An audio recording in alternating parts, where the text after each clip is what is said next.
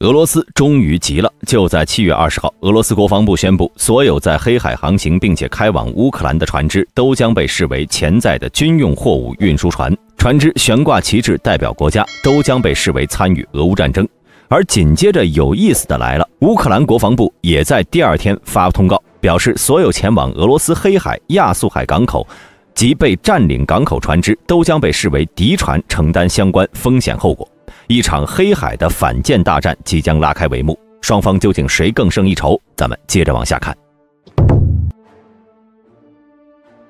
封锁黑海，要说黑海大战的起源呢，还是因为先前克里米亚大桥被炸事件。在当天，普京就召开会议，并且对乌克兰撂下狠话，称俄罗斯一定会做出回应。于是，在克里米亚大桥被炸的几个小时后，俄罗斯就先推翻了先前和土耳其的协议，宣布俄乌黑海粮食外运协议在7月18号到期，且俄罗斯拒绝续签，并且在大桥遇袭后的2个夜晚，俄军频频出动无人机和导弹，对乌克兰黑海港口敖德萨发动空袭。敖德萨港口的粮油码头储罐和装货设备遭到破坏，另外还有1座工业设施和2座仓库受损。这2次空袭呢，也让泽连斯基十分愤怒，称俄罗斯就是故意针对粮食交易基础设施而来的。每枚俄罗斯导弹不仅是对乌克兰的打击，也是对世界上所有想要正常和安全生活的人的打击。果然，紧随其后的就是俄罗斯对黑海封锁的声明。按照俄罗斯国防部的说法，由于黑海粮食外运协议已经终止，俄罗斯撤销了对相关船只的海上安全保证，因此这些船只所在的国家也将被视为站在基辅政权一边，卷入乌克兰战争。现如今，黑海国际水域西北部和东南部的一些海域已被宣布暂时为航行危险区。对于俄罗斯的报复，乌克兰呢也没有闲着，在爆破克里米亚大桥之后呢，又继续对克里米亚半岛内的以俄军基地发动空袭，导致俄军一个弹药库着火，并且在俄宣布封锁黑海的第2天，也宣布在黑海海域的所有船只，只要是驶向俄方港口或者是俄控港口，都将被乌方视为军事物资运输船。同理，他们也要承受战争带来的风险。我们都知道，现在就是粮食收获的季节，小麦期货价格也在快速上涨。而作为重要的粮食出口国，乌克兰和俄罗斯在黑海上的出海口如果都无法使用，那么将会引发全球粮食价格上涨，同时会导致亚非拉一些国家到明年出现严重的输入性通货膨胀，引发财政危机。从这里呢，我们也可以看出俄乌冲突在不断的外溢。那么俄乌双方在这场黑海大战中，究竟谁会更胜一筹呢？单从海军方面来看呢，当然是俄罗斯更强了，而且是远远领先乌克兰。因为在海上力量方面，乌克兰现在基本上是空白啊，而俄罗斯黑海舰队不光有水面舰艇，还有潜艇，可以在整个黑海实施有效的攻击。或许有的人会说，俄罗斯的战舰都是老舰老炮，并不算厉害。但这次封锁黑海主要针对的是没有海军力量的乌克兰和商船，这强度是不是一下子就体现出来了？但是你要是说乌克兰会被俄罗斯在黑海按着打，也不对。从乌方之前对塞瓦斯托波尔军港和克里米亚大桥的攻击能够看出，乌军的打击能力呢还是十分不错的，特别是一手自爆无人艇更是玩得出神入化，不仅能贴脸袭击俄侦察舰，最近更是成功炸了克里米亚大桥，对俄军船只有着极大的威胁。不过由于现在俄乌双方在黑海是一个清场的局面，所有在黑海海域船只都有可能被视为打击目标，这就导致乌克兰无人艇今后想要攻击俄方目标难度变得更大。毕竟无人艇靠自身的续航力是无法到达俄控港口的，只能在依靠情报网络看看能否再对俄军舰展开突然袭击了。不过在缺乏水面舰只的情况下，乌军也可以使用反舰导弹对俄罗斯海军进行打击。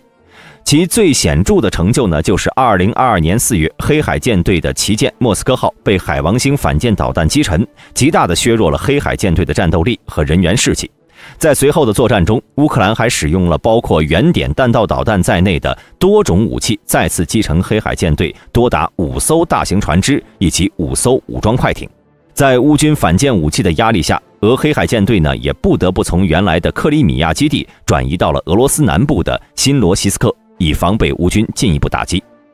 但是在双方封锁黑海计划出来之后，俄军的黑海舰队显然是无法继续缩在港口了。除了无人艇之外呢，乌克兰还可以依靠无人机进行攻击，而且现在乌克兰方面是研制了不少的无人机，这些无人机航程方面有不少是可以达到500公里以上航程的。除此之外，航程在800公里甚至是1000公里的无人机，乌克兰也有。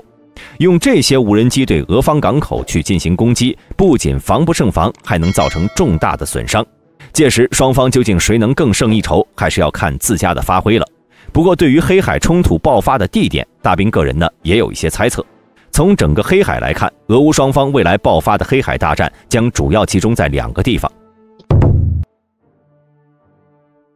对于俄罗斯而言，黑海一直都被视为其安全的重要核心，想尽可能地掌控黑海。而黑海舰队的根源则在于该舰队司令部所在的塞瓦斯托波尔，这也是乌军不断用无人机、无人艇对克里米亚，特别是塞瓦斯托波尔的重要目标发动袭击的原因。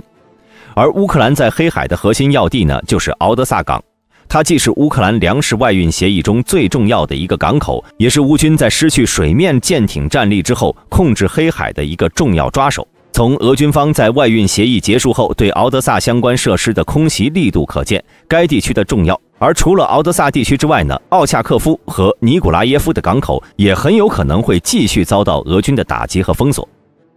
俄罗斯认为，在粮食协议结束后，俄军完全可以去打击那些以人道主义为幌子的乌军。在当地的军事基础设施，例如当地有乌方庞大的柴油库，表面上是为船只加油，实际上呢是为乌军坦克和其他作战车辆储存的柴油。同时，俄罗斯还认为先前克里米亚大桥的袭击很有可能是来自敖德萨港，因此俄海军需要派出黑海舰队封锁乌克兰控制下的海岸线。显然，俄罗斯已经找到了一个说得过去的理由来打击乌克兰港口设施。除此之外呢，美国媒体还发现，俄罗斯已经在黑海布设了可以干扰乌克兰粮食出口的水雷。随着后续冲突升级，不排除俄军会继续加大对上述港口的打击力度和封锁力度。这时候，海面力量本就弱势的乌克兰只能去寻找他国的帮助。这时候呢，就不得不提到一个对黑海有着至关重要影响的国家，那就是土耳其。我们都知道，长期以来呢，黑海一直是俄罗斯和西方竞争的舞台。俄乌战争加剧了这种竞争。黑海沿岸有6个国家，包括了俄罗斯、土耳其、乌克兰、保加利亚、罗马尼亚和格鲁吉亚。其中呢，土耳其对黑海有着重大的影响，因为它控制着达达尼尔和博斯普鲁斯2个海峡，船只必须通过这2个海峡才能进出黑海。而蒙特勒公约又赋予了土耳其在战争时期关闭该海峡大多数军事交通的权利，这也让该国在黑海的作用无法被忽视。而土耳其呢，又是一个北约国家，如果乌克兰能够得到土耳其的帮助，使其派出舰船为乌克兰船只护航，俄罗斯毕竟投鼠忌器，不敢对其动手。现如今呢，土耳其已经表明自己的态度了。埃尔多安要求俄罗斯必须遵守黑海谷物协议，否则土耳其将不得不派出海军进行武装护航，保障粮食运输的安全。这个决定呢，可不容小觑。这很有可能就意味着，以前总是左右逢源的土耳其，终于下定决心要向美国靠拢了。而且，如果黑海舰队和土耳其海军发生冲突，将意味着北约也有了正式参战的理由。而除了土耳其之外呢，美国在得知俄封锁黑海的消息后，很快也做出了回应。根据俄罗斯卫星网的报道，美国白宫国家安全委员会发言人约翰科比表示，美国将会在2023年年底向乌克兰援助 F-16战机。本来按照计划，美国和欧洲将会在2024年以后才交付 F-16，但是俄罗斯的这次封锁使得美国决定提前几个月交付战机，让乌克兰人有了在黑海上空与俄罗斯争锋的能力。F-16战机呢，能够为乌克兰提供机动式远程反舰能力，毕竟呢，该机可是能挂载 AGM-84鱼叉反舰导弹的。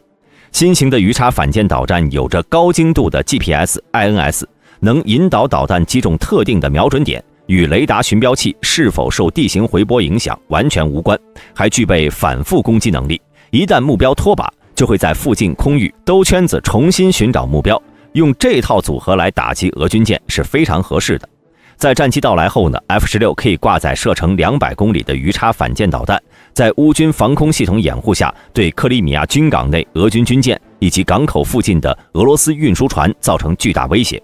毕竟俄黑海舰队防空能力薄弱是个众所周知的事情。